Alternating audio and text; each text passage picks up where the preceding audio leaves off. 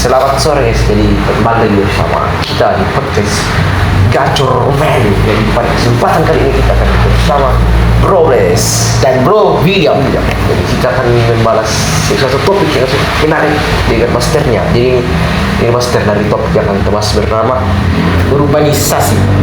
Jadi topik kali ini kita bernama urbanisasi. Jadi sebelum kita mulai kita akan bertanya kepada Bro, apa itu urbanisasi? Jadi urbanisasi adalah proses perpindahan penduduk dari suatu wilayah ke perkotaan. Bro William sudah paham? Oke, jadi kali ini saya sebagai host ini sudah paham apa itu urbanisasi.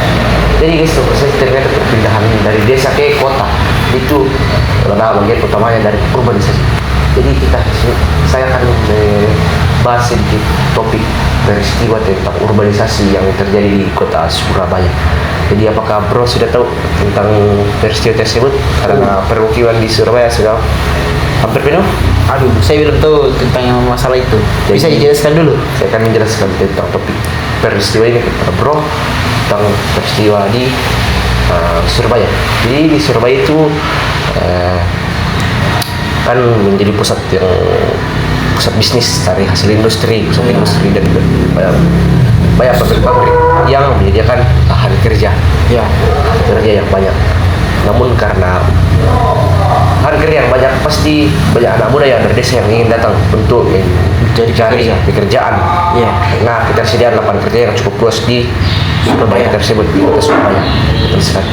Jadi Surabaya itu karena tingkat lapangan kerja yang tinggi sehingga banyak urbanisasi yang terjadi, sehingga kepadatan di kota Surabaya itu sudah cukup tinggi karena banyaknya urbanisasi yang terjadi. Jadi Surabaya itu sudah cukup padat karena terjadi urbanisasi. Oleh karena itu banyak lahan atau kota yang dijadikan atau padang hijau yang dijadikan sebagai permukiman atau ya jadi satu pabrik begitu. Sehingga tanaman hijau sudah jarang ditemukan pada itu semua bisa memicu terjadinya banyak polusi, kurang oksigen karena pohon-pohon yang ditebang untuk membuat permukiman. Jadi saya akan bertanya kepada Tobles, bagaimana dampak positifnya? Apa dampak positif dari permukiman di Surabaya yang menciptakan lapangan kerja? Bisa Tobles akan menjelaskan dampak positif atau dampak negatif? Saya akan menjelaskan dampak positifnya dulu. Baik, apa dampak positif? Jadi menurut saya dampak positifnya itu sangat baik untuk kota Surabaya.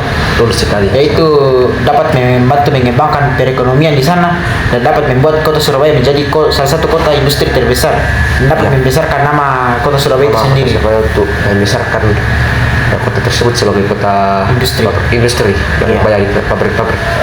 Namun Bro, banyak sekali dampak negatifnya seperti permukiman kumuh yang terjadi karena kepadatan, sehingga itu inflasi yang tinggi karena penjualan harga tanah yang sangat naik karena kepadatan dan kebutuhan masyarakat akan lahan kosong untuk dibangun sebagai permukiman atau sebagai permukiman. Jadi sangat ya cukup terpuruk, sehingga itu bisa menjadi populasi yang tinggi sehingga polusi udara sudah bisa terjadi kotor. Tapi ada satu manfaat yaitu penghasilan karena pabrik bisa menghasilkan banyak produk yang dapat diekspor sehingga banyak diekspor. Namun pengeksporan juga bisa terjadi di desa apabila warga atau masyarakat atau anak muda bisa mengembangkan sumber daya alam yang baik. Contohnya seperti kopi, teh, dan seni-seninya yang ada di desa-desa, sehingga bisa dikembangkan seperti sumber daya alam seperti misalnya seperti gunung, sumber daya alam yang bisa dijadikan sebagai wisata untuk mendapatkan penghasilan sehingga menciptakan lapangan kerja di daerah tersebut, di desa-desa.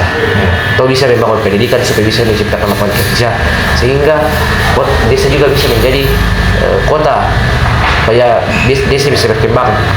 Ngerti Pak? Ngerti Bro? Iya, ngerti Bro.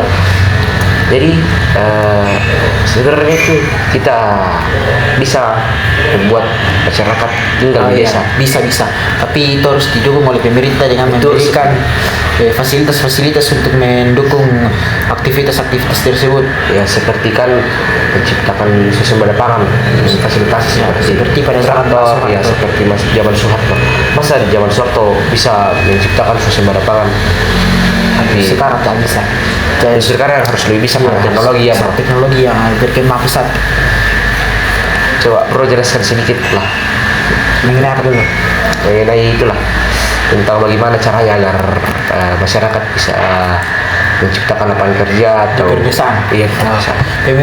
Menurut saya pemerintah harus bekerja sama dengan warga sekitar untuk dapat berkoordinasi agar apapun yang ada di desa itu sumber daya alam yang ada di situ dapat dimanfaatkan dengan baik, dan pemerintah juga harus memfasilitasi warga-warga seperti memberikan sekolah agar anak-anak muda di desa mendapatkan pendidikan yang layak dan tidak perlu keluar kota lagi. Iya betul sekali karena sumber tenaga masyarakat muda bisa dibutuhkan sekali Ya, untuk perkebunan untuk menggantikan orang-orang tua. ya, orang-orang tua yang sudah cukup umur untuk Iya. tidak dapat lagi melakukan pertanian atau perkebunan sehingga anak muda bisa melanjutkan Ya. dengan pendidikan dibangun di desa-desa.